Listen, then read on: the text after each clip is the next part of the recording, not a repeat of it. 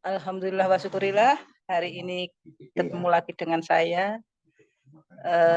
di acara ya metodologi level 3 ya Bapak Ibu ya, melanjutkan dari amanah Pak Wawan. Amanahnya baru tersampaikan tadi, baru aja, makanya tadi juga saya makanya kaget, tapi tetap kita enjoy aja ya Bapak Ibu, melanjutkan yang kemarin ya. Tapi sebelumnya mari kita berdoa dulu agar hari ini dimudahkan, dilancarkan semua dalam keberkahan ya. Mari berdoa menurut agama dan keyakinan masing-masing, dimulai.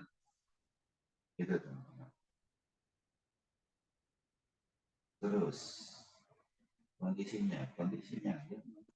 Terima kasih, cukup. Selamat pagi, semangat pagi. Pagi. Bu. Pagi. Terakhir semua kompeten. Ya, jadi harapannya semua kompeten. Oke, saya ulangi lagi. Semangat pagi. Pagi.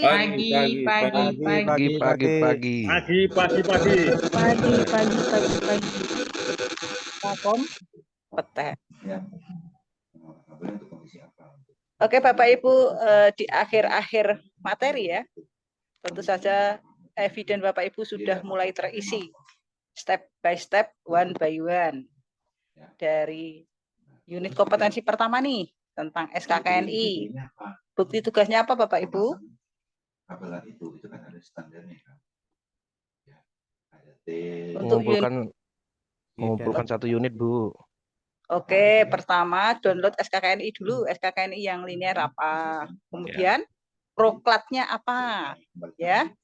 Yang ketiga adalah satu unit kompetensi yang dipilih dari proklat. Yang terakhir matrek. Yang krusial adalah di matreknya ini ya. Sederhana tapi kelihatannya rumit. Nah, rumit kalau belum terbiasa. Tapi kalau sudah terbiasa gampang. Itu bukti eviden untuk SKKNI. Kemudian untuk yang kedua, yaitu tentang K3, menerapkan keselamatan kesehatan kerja di lembaga pelatihan kerja. Bukti tugasnya apa Bapak Ibu?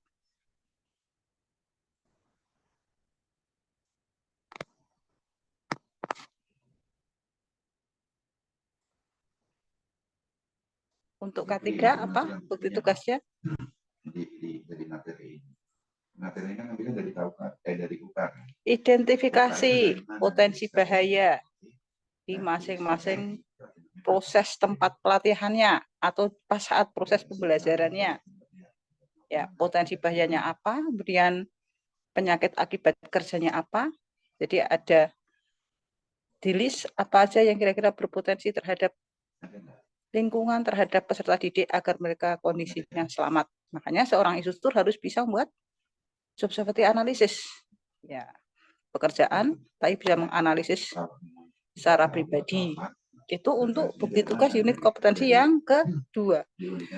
Kemudian yang ketiga adalah tentang komunikasi. Unit yang ketiga komunikasi. Bukti tugasnya apa Bapak Ibu? Kalau nggak ada, disesuaikan dengan aturannya materi tersebut. Ya. Dan kalau saya sebagai sensor, bukti tugasnya apa Bapak Ibu? Bisa didengar suara saya? Jelas, Bu. Oke. Untuk bukti tugas komunikasi, biasanya memilih salah satu dari membuat artikel, booklet, leaflet, pamflet, poster. Ya. Tapi untuk instruktur biasanya dipersilahkan membuat job sheet. Ya, karena job sheet adalah lembaran-lembaran sheet kerja untuk peserta pelatihan. Tapi Pak Wawan kemarin menginformasikan untuk bukti tugas komunikasi apa ya, sesuai dengan Pak Wawan kemarin ya. Kalau saya diperbolehkan boleh job sheet, boleh artikel, boleh job sheet ya. Job sheet. Ya. Job sheet sesuai dengan unit kompetensi yang dipilih. Selanjutnya bukti tugas yang keempat. Tadi yang pertama SKKNI, kemudian ada K3, ada komunikasi, yang keempat adalah bahan. Ya. Jadi instruktur harus paham apa itu tentang bahan. Ada bukti tugas bahan yaitu 3 form yang harus diisi. Yang pertama apa? Form pengajuan bahan. Yang kedua, Dan yang ketiga, penggunaan bahan. materi yang kelima yaitu tentang alat. Di alat ini mirip-mirip dengan bahan ya. Ya, alat itu bisa dipergunakan berkali-kali lagi, namanya alat. Kalau di Pak Fahim, alatnya itu adalah alat untuk membuat coffee maker, tapi bahannya adalah kopinya. Nah, seperti itu kira-kira. Nah, alatnya ini ada bukti tugas yaitu 4 form ya. Formnya mirip dengan bahan, tapi ditambahi dengan pemeliharaan alat. Setelah itu yang keenam apa Bapak Ibu? Evaluasi individu. Bapak Ibu membuat evaluasi sebagai instruktur harus bisa membuat evaluasi untuk melihat progres pesertanya, apakah mereka mampu menerima materi, apakah mereka mengerti materi yang kita sampaikan atau tidak. Maka dilakukan evaluasi individu. Nah, evaluasi ini sifatnya Bapak Ibu yang menentukan sendiri. Bisa dengan soal teori, soal praktek, atau juga soalnya juga bisa tipikalnya macam-macam. Ada soal yang menjodohkan, ada soal pilihan ganda, ada soal BS, ada soal jawaban ringkas, ya, seperti itu. Kemudian juga ada pilihan yang lain. Di situ juga Bapak Ibu diharapkan bisa membuat scoring atau rencana pembuatan jadwal evaluasinya kapan ya, apakah pretesnya perlu dikasihkan soal, apakah post-tesnya perlu dilakukan, apakah hanya pertengahan saja. Nah, itu semua ada di Bapak Ibu yang menentukan. Makanya di proses evaluasi individu ini, Bapak Ibu ditugaskan biasanya membuat soal dan perencanaan soal dan scoring, menyekor bagaimana nilai peserta. Kalau misalnya soalnya 20, pilihan ganda, salah 2, berarti nilainya berapa. Itu Bapak Ibu harus bisa menyelesaikan hal yang kecil ya bagi instruktur seperti itu. Untuk selanjutnya, yang ketujuh, apa Bapak Ibu? Ada 2 tipe ya, kita bagi ya. Merencanakan penyajian materi. Nah, Bapak Ibu membuat session plan dan lesson plan. Ini kelihatannya juga rumit. Cuma ngisi form-form. Nah, yang krusial di situ adalah pertama di tujuan dan judul materi. Tujuannya adalah harus ada 4 komponen A, B, C, D. Audien, behavior, conditional, dan degree. Setelah selesai pelatihan, peserta dapat menjelaskan bagian-bagian dari coffee maker dengan tepat dan benar sesuai dengan SOP. Nah, itu sudah ABCD. Mungkin Pak Wan sudah menjelaskan ya, seperti itu ya. Saya hanya mereview. Bapak Ibu tentu saja sudah membuat session plan, jangan lupa divalidasi. Setelah berikutnya tentang fasilitas. Materi fasilitas. Materi fasilitas ini karena Bapak Ibu berhubungan tidak hanya dengan alat dan bahan. Alatnya ada, bahannya ada. Tapi kalau tidak ada fasilitas, tentu saja pelatihan tidak bisa berlangsung. Fasilitas contohnya adalah ruang kelas, musola, tempat parkir, ya. Dan di situ juga ada meja kursi, ya, ada listriknya, ada lampunya, ada jendelanya, yaitu fasilitas yang berkaitan dengan proses pelatihan juga. Di sini tugas Bapak Ibu adalah membuat form. Di situ ada rencana perbaikannya kapan, perawatannya kapan, dan mungkin juga ada foto-foto dokumentasi tentang proses perawatan, misalnya pengecatan dinding, atau pembetulan lampu, atau mungkin servis AC. Nah, seperti itulah tentang fasilitas. Yang terakhir, unit yang terakhir adalah face to face. Nah, disinilah akhir dari materi face to face. Bapak Ibu untuk face to face, karena pelaksanaan uji kompetensi nanti, asesor akan melakukan observasi langsung. Namanya observasi langsung adalah dengan melihat Bapak Ibu melakukan proses pembelajaran selama 20 menit.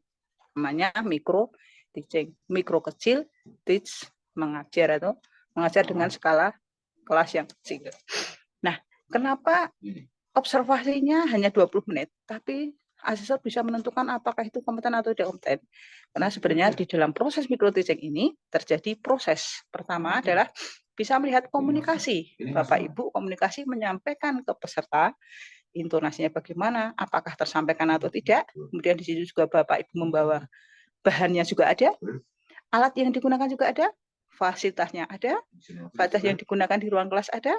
Kemudian Bapak Ibu juga melakukan safety induction.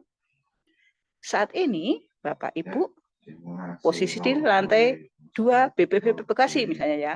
Jika terjadi kondisi bencana banjir, Bapak Ibu harus bisa berlari ke arah lebih tinggi. Itu jika kondisi bencana adalah banjir. Tapi jika kondisi bencana di sekitarnya adalah tentang gempa, maka Bapak Ibu disarankan untuk segera berlari ke arah titik kumpul ya, menuju ke pintu tangga darurat misalnya kalau di hotel, kemudian menuju ke arah titik kumpul. Berbagai safety induction tergantung dari lokasi Bapak Ibu nanti melatih peserta. Safety induction tidak hanya tentang kondisi bencana ya, termasuk tadi safety induction, posisi duduknya, ergonomisnya harus dijaga, pandangan mata ke arah laptop juga harus jaraknya berapa ya. Kondisikan ergonomisnya sesuai dengan kaidah ketiga. Ya, kaidah ketiga ada 5 paling tidak ya. Kimia, fisik, biologi, ergonomis dan psikologis. Kemudian juga harus membuat semangat ke peserta nih. Semangat pagi. Semua kompeten. Nah, membuat semangat ini salah satunya adalah psikologis kita harus bisa membuat energi positif di ruangan kelas. Nah, artinya micro teaching 20 menit itu bisa 9 unit kompetensi ada di include di situ. Tapi bukti eviden yang lain juga harus terkumpul dengan baik dan benar. Oke, itu saya hanya mereview. Mungkin Bapak Ibu ada pertanyaan? Selalu diumpankan seperti itu. Apakah sudah paham? Apakah ada pertanyaan? Oke, kita tunggu sudah sebentar. Kalau tidak, kita lanjutkan untuk proses micro teaching hari ini. Karena saya hanya melanjutkan ya. Kita lanjutkan proses micro teaching hari ini. Ada yang bersedia volunteer. Kemarin Pak Ari sama Pak Sukron. Sekarang siapa?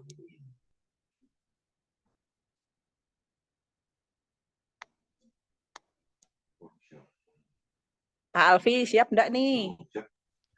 Siap, Bu. Nah, Pak Alfi ini dulu jagonya Walah, Bu. kompetisi nasional ya. Sudah berlatihnya Bukan, Bu. profesional. Itu Ya, sebelum saya kagetok kepalanya, Bu. Sekarang udah pada lupa, Bu. tak apa-apa. Ya, tetap yang namanya reminded itu bisa. Iya, Pak Bu. Alfi, Pak Alfi nanti siap presentasi. Ya, Yang Bu. menilai siapa? Ayo, siapa saya yang menilai, Bu? Menilainya belum ada kertasnya, Bu. Ya udah, nanti Pak Alfi sendiri ngeprint sendiri, contrengin sendiri, tulis temennya yang nilai ya, itu aja. Ya, Bu. Santai. Misalnya yang menilai Bu Christine, siap Bu Christine?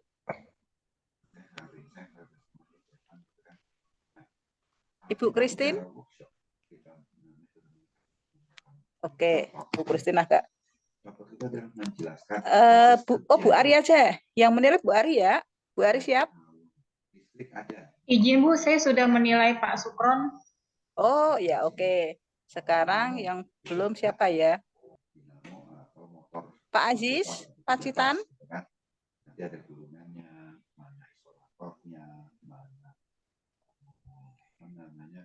Menilai hanya memperhatikan temannya presentasi, perhatikan, kemudian juga timernya, diperhatikan start saat dia salam, timer berjalan, kemudian apakah intonasinya cukup jelas, apakah 4 tahapan mengajar tadi dilakukan, seperti itu ya, apakah proses evaluasinya sudah benar, apakah aplikasinya sudah benar, nah seperti itu. Kemudian apakah sudah ada safety induction-nya, apa sudah ada roadmap-nya, 8 tahapan di pendahuluan, ada 8 tahapan ya, salah satu memperkenalkan diri, mengabsen, safety induction, kemudian ada maksud dan tujuan, kemudian roadmap, ada persepsi, nah seperti itu. Oke, siapa yang menilai Pak Alfi? Pak Nanang. bergerak gitu kan. Misalnya masuk ke pembuangan Pak Nanang siap? keluar menjadi asap knalpot gitu kan. Nah, itu kayak gitu. Jadi penjelasan yang diperlihatkan secara bentuk realnya. Tapi belum Pak Nanang dipraktikkan untuk mesin atau Bu Heni? ya. Gitu. Oke, kalau tidak sendiri yang menilai ya. Teman-teman bisa kita perhatikan ya. Sambil sama-sama kita belajar bersama. Oke, Pak Alfi Ridwan, silahkan bisa dimulai ya.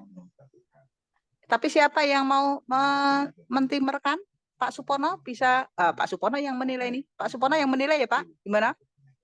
Kemarin Pak Supono udah nilai ya.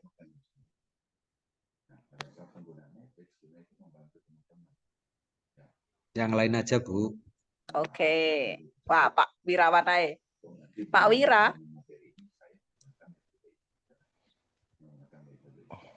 ini kajurnya Pak, kajurnya pariwisata ini. Nanti ya Pak Wira yang mentimerkan dan menilai ya, latihan menilai dan timernya. Oke, siap? Kalau metode game sebenarnya biasanya kita gunakan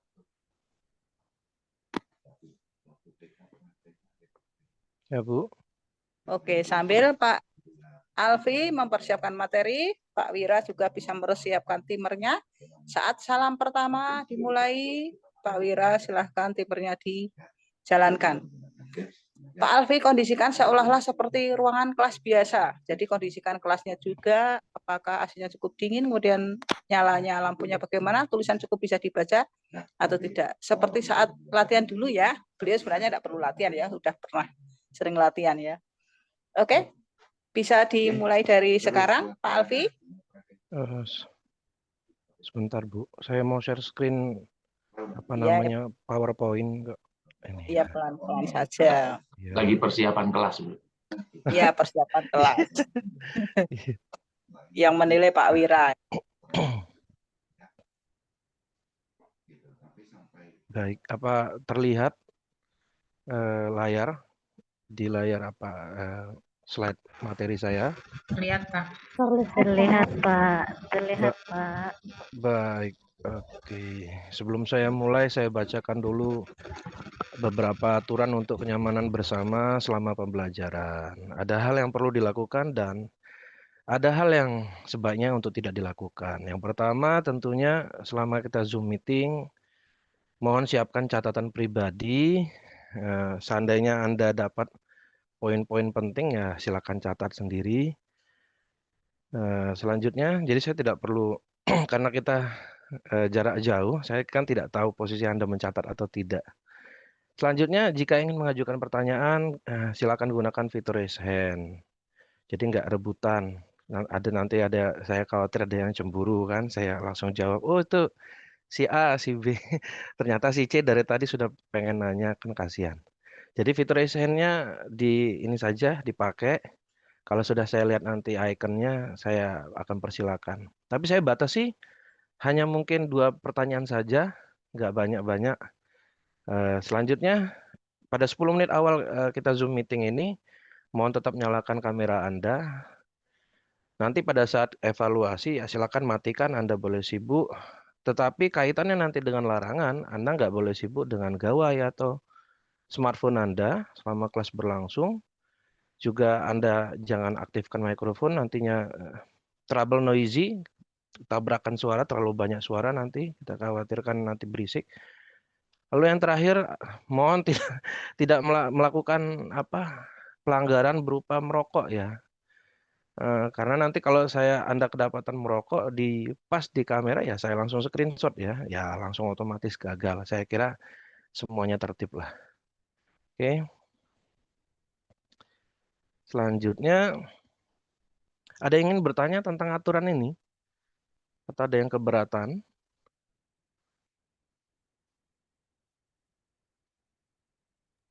Tidak, Pak. Oh ya, terima kasih kalau begitu. Saya kira aturannya ya demi kenyamanan bersama ya. Ini. Selanjutnya saya akan memperkenalkan diri dulu. Baik, bismillahirrahmanirrahim. Assalamualaikum warahmatullahi wabarakatuh. Selamat pagi, salam sejahtera untuk kita semua. Perkenalkan, nama saya M. Alfi Ridwan. Email saya ya masih email jadul alfi_ridwan@yahoo.co.id. Kami ini saya termasuk generasi, kalau game itu generasi Warcraft. Kalau sekarang ini yang pakai Google Mail itu menurut saya pribadi ya, tapi ya itu generasi Mobile Legend gitu ya. Baik, ini masih email lama. Masih saya sering pakai, saya sering baca. Silakan nanti berkorespondensi ke email ini saja kalau ada yang ingin ditanyakan. Ini tidak bermaksud menyombongkan diri. Ini ada gambar apa namanya, apa namanya itu, sertifikat kompetensi. Ini nantinya Anda kalau selesai pelatihan ini, karena ini adalah program pelatihannya operator komputer muda. Nanti ya seperti inilah nanti kalau sudah selesai UJK ya, atau uji kompetensi. Saya kira tidak ada yang perlu dikhawatirkan pada saat nanti ujian. Baik, saya ingin menyampaikan satu unit tetapi lebih spesifik dengan satu elemen saja. Kalau unitnya sendiri namanya menggunakan sistem operasi dengan kode J63 OPR.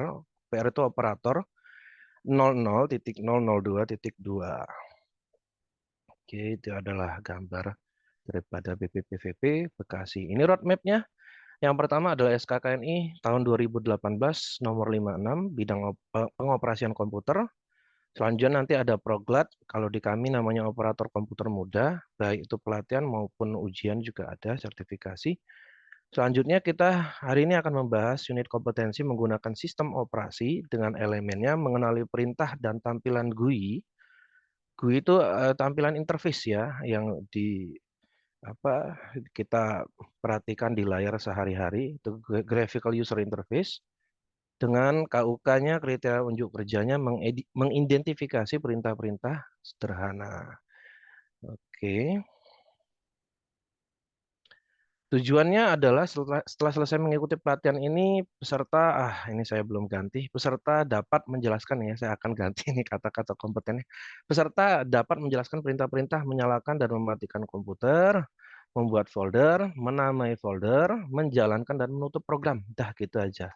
Tapi dengan kondisinya kita menggunakan perangkat yang terinstall sistem operasi Windows yang terbaru, tentunya Microsoft Windows 11 atau Windows 11 sesuai dengan petunjuk penggunaan. Adapun manfaatnya agar peserta tepat dalam mengenali perintah sederhana. Baik, saya ingin bertanya, apakah Anda sekarang pengguna Android 13 atau iOS 16? Android 13, Pak. Android 13. Boleh tahu saya perangkatnya apa? Tadi siapa yang jawab ya? Aziz, Pak. Oh ya, Pak Aziz. Apakah perangkatnya itu China atau Korea, Samsung? Yang terakhir Pak sebut, Pak. Samsung. Ya, Oke, Pak. Samsung S23? Wah, enggak, Pak. Oh Baru enggak. A2, Pak. Oh ya. Tapi sudah pakai versi Androidnya 13 ya? Iya, Pak. Dapat updatean terakhir, Pak. Oh ya, alhamdulillah. Itu yang saya tanya tadi barusan adalah sistem operasi ya, Bapak Ibu. Android 13 adalah versi terakhir atau terbaru daripada sistem operasi perangkat Android. Adapun iOS 16 ini versi OS atau operating system yang terbaru terakhir di perangkat iPhone. iPhone sekarang itu iPhone 14. Oke. Nah, sistem operasi sendiri artinya adalah program atau software yang fungsinya itu untuk mengkonfigurasi antara resource, sumber daya, itu maksudnya itu adalah input output. Jadi kalau untuk perangkat itu ya inputnya itu ya touchscreen-nya itu. Kalau kita komputer ya pakainya keyboard, pakainya mouse gitu ya. Lah outputnya layar, screen. Kalau kita menggunakan perangkat komputer atau speaker untuk suara, jadi ada input output, ada di situ memori. Memori itu untuk penyimpanan data. Jadi storage ya istilahnya penyimpanan ya, dan juga itu prosesor ya. Prosesor itu ya kita ketahui bersama adalah chipset ya. Nah, semua resource ini tadi itu bisa dikonfigurasi menggunakan software yang namanya sistem operasi. Juga fungsi lain dari sistem operasi ini sebagai perantara antara user sama hardware-nya. Jadi dia sudah menyediakan apa namanya user interface gitu ya.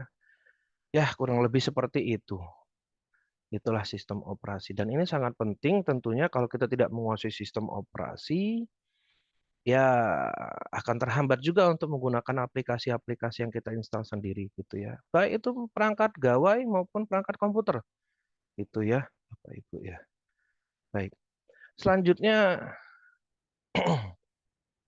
ini adalah pengantar ya, pengantar praktek ya dari KUK, bahwasanya kita harus mengikuti prosedur yang benar dalam sebelum memulai penyalaan komputer. Kita harus perhatikan itu pemasangan kabel. Jadi kalau posisi sebelah kiri ini itu posisi output dari power supply unit. Nah, itu ya. Jadi atau dari PC ya, tolong Bapak Ibu jangan sebut CPU ya. CPU itu prosesornya, Core Processing Unit. Nah, CPU itu ya Intel, i7, i5, i3 itu CPU. Ini PC, personal komputernya. Jadi dari PC ini ada namanya power supply. Jadi untuk merubah tegangan AC menjadi DC dan sebaliknya.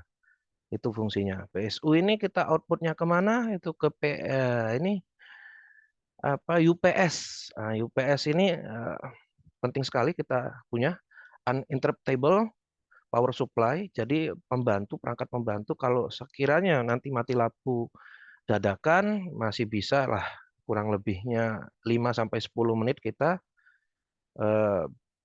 menyimpan file-file pekerjaan kita sebelum untuk kita matikan.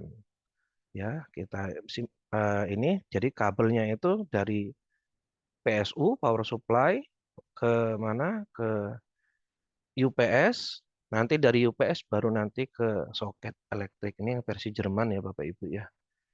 Nah, seperti itu. Ada yang ingin bertanya Bapak Ibu? Tentunya jangan sampai tertekuk ya kabel power. Kalau DC direct current itu atau arus lemah masih mending. Lah kalau sudah AC bahaya Bapak Ibu bisa kebakaran atau short ya, short to korslet. Ada yang ingin bertanya Bapak Ibu? Silakan. Kalau ada yang kurang jelas. Sepenting itu kah? Ya, sepenting itu memang kita harus perhatikan dulu. Kalau kita di sini kita nggak perhatikan faktor keamanannya bahaya sekali nantinya.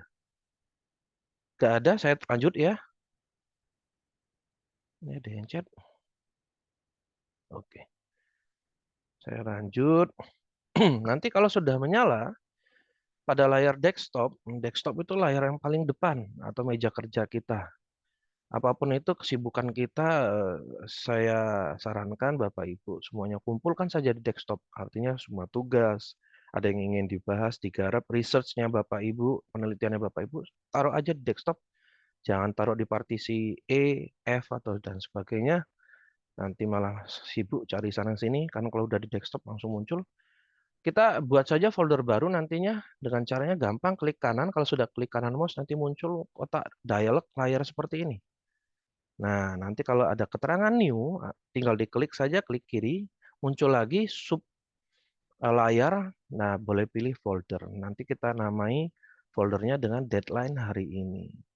Struktur folder atau directory itu bisa menyimpan folder-folder lagi atau nested, istilahnya nested ini folder bersarang ya Bapak Ibu ya. Ada folder dalam folder. Nah, boleh seperti itu, tapi jangan terlalu dalam Bapak Ibu ya. Jangan sampai melewati 3 saya sarankan. Jadi cukup ada folder, subfolder, dan subfoldernya lagi. Lebih dari itu nanti kasihan harddisknya akan terlalu jauh mencari. Nah, nanti boleh Bapak Ibu coba kalau sudah membuat folder baru, kasih nama dengan deadline hari ini. Buat lagi ada subfolder 2, satu namanya untuk pimpinan dan satu lagi untuk rekanan. Nah, seperti itu. Dan kalau sudah semua terbuka, ya Bapak Ibu boleh tutup, close, cari saja nanti icon close, atau enggak nanti semua Bapak Ibu cari shortcutnya di keyboard itu Alt ditambah dengan F4, Alt F4 ditekan berbarengan, itu nanti close, bertahap lagi close, closing all your opening programs. Nanti kalau sudah baru nanti di shutdown. Kenapa harus seperti itu? Kalau programnya masih kebuka, boleh nggak shutdown langsung? Ya nggak boleh. nanti kita khawatirkan sistem operasinya terganggu nantinya ya. Itulah yang apa disebut namanya itu, saya lupa istilahnya apa, tapi akhirnya kita harus perbaiki lagi dengan teknik defragment. Jadi hard disk itu kalau sudah bermasalah, kecuali Bapak Ibu ya, Bapak Ibu menggunakan teknologi lain namanya SSD, nggak pakai hard disk atau hard drive, namanya solid state drive. Jadi bentuknya itu IC, bukan piringan seperti hard disk ya. Kalau Bapak Ibu ketahui bersama, hard disk itu kalau dibongkar itu adalah piringan magnet ya, magnetic disk. Nah, intinya Bapak Ibu harus closing semua program yang terbuka. Kalau sudah ditutup, nah boleh nanti shutdown. Shutdown yang bagaimana yang benar? Di sini saya katakan matikan komputer melalui proses shutdown yang benar. Ya tentunya dengan klik dan matikan dengan mengklik shutdown. Jangan langsung dicabut kabelnya, berbahaya nanti hard disknya. Kalau di dalam hard disk itu magnetic disknya itu kan ada jarumnya Bapak Ibu ya, head istilahnya. Jadi kalau headnya berhenti mendadak itu nanti bisa scratch, bisa tergores hard disknya dan ya itu bisa cacat dan dikhawatirkan kalau sudah mati hard disknya ya kita nggak bisa pakai lagi dan data Bapak Ibu ya nyangkut di situ. Nah itu yang bahayanya ya. Atau juga jangan ditekan tombol powernya terlalu lama sampai berapa detik, mungkin 5 seconds and then shutdown dia ya jangan itu maksa ya Bapak Ibu, mungkin Bapak Ibu udah tahu lah itu tekan lama itu apa tombol powernya yang di PC atau di laptop sudah itu mati dia jangan seperti itu ya, tetap saja klik shutdown. Oke, kita sampai di kesimpulan bahwasanya kita sudah membahas tadi pemasangan kabel yang benar, lalu teknik membuat folder baru dan menamainya rename folder, dan terakhir adalah wajib menutup semua program yang sedang berjalan untuk kita lakukan. Kan 2 gambar icon. Gambar pertama ini masih ingat Bapak Ibu atau lupa? Ini gambar yang menunjukkan apa? Iya, Pak Iya, Sukron ya Pak. itu ya. Baik, iya terima kasih Pak Sukron. Selain Pak Sukron boleh dijawab nomor 2 apa ini icon apa? Close program, Pak. Iya, Pak Aziz ya, close program. Baik, kita ke evaluasi. Kita langsung jawab aja di sini Bapak Ibu sama-sama. Don't worry, ini jangan khawatir, ini bermanfaat sekali evaluasi kita karena ini adalah bocoran soal UJK ya. Soal UJK saya ambil ke sini. Jadi yang pertama, ketika Anda bekerja dengan suatu program dan program tersebut mendadak berhenti berfungsi, hanya tertahan saja dia, kalau bahasanya kita hang ya, kalau bahasa teknisnya itu crash. Jadi kita bisa close program tersebut dengan paksa, dengan cara menekan beberapa tombol keyboard. Jadi kalau kita katakan beberapa ya lebih dari satu ya Bapak Ibu ya. Ada beberapa tombol, bisa 2 atau 3, lebih dari 1 tombol. Kita tekan secara bersamaan. Nah, tombol apakah kira-kira itu? Boleh C. dijawab. C. Ctrl Alt Del. Iya, Ctrl Alt Del. Del. Oke, kita lanjut ke soal berikutnya. Tombol manakah pada keyboard yang berfungsi untuk menamai ulang nama sebuah folder atau file? D, F2. Iya, Bapak siapa? Nazil ya? Nazli. Oh ya, maaf Bapak Nazli. Nomor 3, tombol manakah pada keyboard yang berfungsi sebagai shortcut atau jalan pintas untuk memperbesar tampilan sebuah aplikasi menjadi terlihat besar? Ada yang bisa jawab Bapak Ibu? Memperbesar tampilan sebuah aplikasi menjadi terlihat besar. Nih, apakah ambigu Bapak Ibu pertanyaannya? Tapi ini saya ambil dari soal UJK ya Bapak Ibu. Kalau nggak C, D.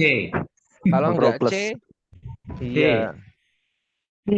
Ya, dua-duanya itu jawaban yang benar ya. Ini ambigu nih soalnya. Tapi kontrol dengan Anda menekan tombol kontrol dengan tombol plus itu memperbesar. Dan D juga benar. Tombol Windows dengan tombol plus itu juga memperbesar, namanya Windows Magnifier. Ya, benar dua-duanya Bapak Ibu ya. Asesornya harus tahu itu jawabannya itu C sama D itu. Benar. Nomor 4, tombol manakah pada keyboard yang berfungsi sebagai shortcut untuk meletakkan kursor pada posisi akhir tulisan saat mengetik? Itu ditempatkan khusus. Ini ada 4 tombol. D. Iya, Pak Wisnu ya. Oke, Pak Wisnu benar Bukan D ya? jawabannya. Ya, D. N ya. Jadi fungsinya untuk meletakkan kursor, berkedip kursornya nanti pada saat di akhir kalimat atau akhir tulisan kita. Terakhir, tombol manakah pada keyboard yang berfungsi sebagai capture? Oh, capture ya. Ya, capture ya. C, Pak. C. Atau merekam screenshot pada tampilan layar. Ya, Green benar. screen. Print screen ya, benar semua ini ya. Bapak Ibu ini kompeten nih kalau seandainya UJK. Baik, saya akan sampaikan tugas tambahannya. Mohon cari video tutorial, boleh di YouTube nantinya yang berisi penjelasan menyalakan dan matikan komputer, membuat folder dan menamai folder, lalu menjalankan dan menutup suatu program. Tetapi beda platform. Platformnya nanti dicari sistem operasi yang berbasis Linux. Linux karena banyak, luas, bebas. Mau Linux yang mana? Mau Linuxnya Debian boleh, mau Linuxnya mungkin nanti Ubuntu boleh, ya bebas saja ya. Oke. Selanjutnya untuk ketua kelas yang ditunjuk mohon membagi kelompok hariannya siapa saja anggotanya untuk pembersihan kelas. Terima kasih banyak atas perhatian Bapak Ibu hari ini. Thank you very much for your attention today. Saya akhiri. Billahi taufik wal hidayah. Wassalamualaikum warahmatullahi wabarakatuh. Selamat pagi, salam sejahtera untuk kita semua. Oke, tepuk tangan close untuk Pak Alfi Ridwan.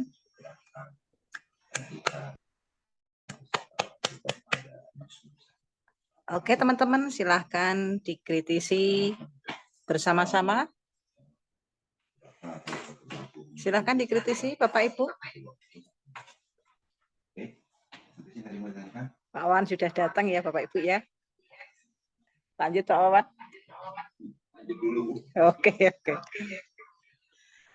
Oke, saya kritisi sebentar untuk suara Pak Alfi.